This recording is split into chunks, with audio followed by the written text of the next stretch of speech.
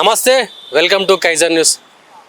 రాష్ట్రంలో పెండింగ్లో ఉన్న ఫీజు రియంబర్స్మెంట్ను వెంటనే విడుదల చేయాలని చెప్పేసి మరియు పెరుగుతున్న ఫీజులను వెంటనే నియంత్రించాలని చెప్పేసి బీఆర్ఎస్వి నాయకులు ఇప్పటికే ప్రభుత్వంపై కొంతవరకు వ్యతిరేకత చూపిస్తున్న పరిస్థితి కనిపిస్తుంది. అయితే మనతో మాట్లాడడానికి ఇదే అంశంపై బీఆర్ఎస్వి రాష్ట్ర నాయకులు నాగరం ప్రశాంత్ గారు ఉన్నారు. మాట్లాడదాం. అన్న, ఏంది అంటే ఫీజు రియంబర్స్మెంట్లు విడుదల చేయాలని చెప్పేసి మీరు ఇప్పటికే పెద్ద ఎత్తున ఆందోళన చేస్తున్న ప్రభుత్వం నిమ్మకు నీరెత్తినట్టు ఉన్నట్టు కనిపిస్తుంది. ఏమంటారు దీనిపైన? అసలు ఈరోజు తెలంగాణ రాష్ట్రంలో కాంగ్రెస్ పార్టీ అధికారంకి వచ్చి దాదాపు 2 సంవత్సరాలు అవుతుంది. అయినా కానీ తెలంగాణలో ఉన్నటువంటి విద్యా వ్యవస్థను పూర్తిగా ఈ రేవంత్ రెడ్డి ప్రభుత్వం గాలికి వదిలేసింది. తెలంగాణ వచ్చినప్పటి నుంచి కాంగ్రెస్ ప్రభుత్వం వచ్చినప్పటి నుంచి దాదాపుగా 2 సంవత్సరాలు అయినప్పటికీ కూడా ఏ ఒక చిన్న గవ్వ కూడా విద్యా వ్యవస్థకు ఇవ్వలేదు.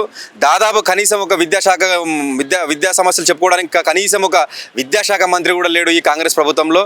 దాదాపుగా ఎంతోమంది విద్యార్థులు ఈ ఫీజు రియంబర్స్మెంట్ రాక దాదాపుగా డ్రాప్ అవుట్ అవుతూ ఉన్నారు.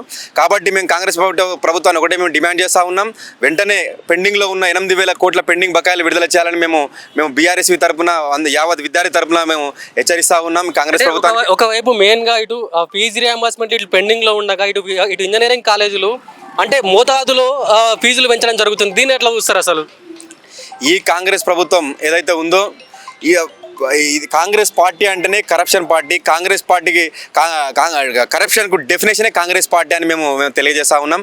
ఈ కాంగ్రెస్ ప్రభుత్వం ఏ రకంగా అయితే విద్యార్థులను పూర్తిగా గాలికి వదిలేసి వాళ్ళ మేనేజ్మెంట్ కోటాకు ప్రతి ఒక్క కాలేజ్ దగ్గర వాళ్ళు పర్సంటేజ్ తీసుకొని వాళ్ళ విచ్చలవిడిగా వాళ్ళను ప్రైవేట్ విద్యా సంస్థలు మొత్తం పూర్తిగా మీకు ఇష్టం ఉన్నంత వసూలు చేసుకోండి, మీరు వసూలు చేసుకున్న దాంట్లో 20% మాకు ఇవ్వాలని కాంగ్రెస్ పార్టీ డిమాండ్ చేస్తూ ఉంది.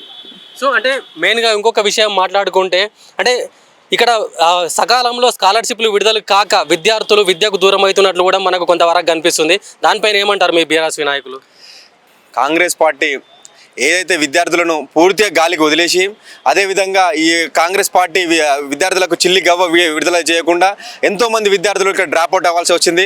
దాదాపు గత సంవత్సరంతో పోల్చుకుంటే ఈ సంవత్సరం కూడా విద్యార్థి చాలా పడిపోయిందని మేము తెలియజేస్తా ఉన్నాం. అంటే మెయిన్గా మనకి ఇప్పటి వరకు విద్యాశాఖ మంత్రి లేడని చెప్పేసి కూడా పెద్దగా వార్తలు వస్తున్నాయి. అంటే విద్యాశాఖ మంత్రి కూడా ముఖ్యమంత్రి చేతిలో ఉంది. దీన్ని ఎట్లా చూస్తారన్న అసలు? అన్న, మేము ఏం తెలియజేస్తున్నాం అంటే ఈ రేవంత్ రెడ్డికి విద్యార్థులు చదువుకొని ఒక పొజిషన్కు వెళ్ళాలని నాకు లేదు.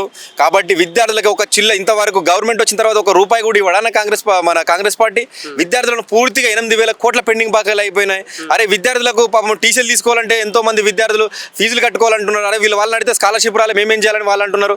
అరే కాంగ్రెస్ పార్టీ వచ్చిన తర్వాత విద్యార్థులు పూర్తిగా విస్మరించింది కాంగ్రెస్ పార్టీ. అంటే గతంలో ఎలా ఉండేది విద్యా వ్యవస్థ, అంటే ఇప్పుడు ఎలా ఉంది అన్న? మేము చెప్పనవసరం లేదన్న. గతంలో ఎన్నో గురుకులాలు కట్టింది టీఆర్ఎస్ ప్రభుత్వం. ఎంతోమంది టీఆర్ఎస్ ప్రభుత్వం అధికారంలో ఉన్నప్పుడు ఎంతోమంది ఉన్నత విద్యను అభ్యసించారు. ఇప్పుడు ఈ ప్రభుత్వం వచ్చిన తర్వాత జీరోగా ఉంది.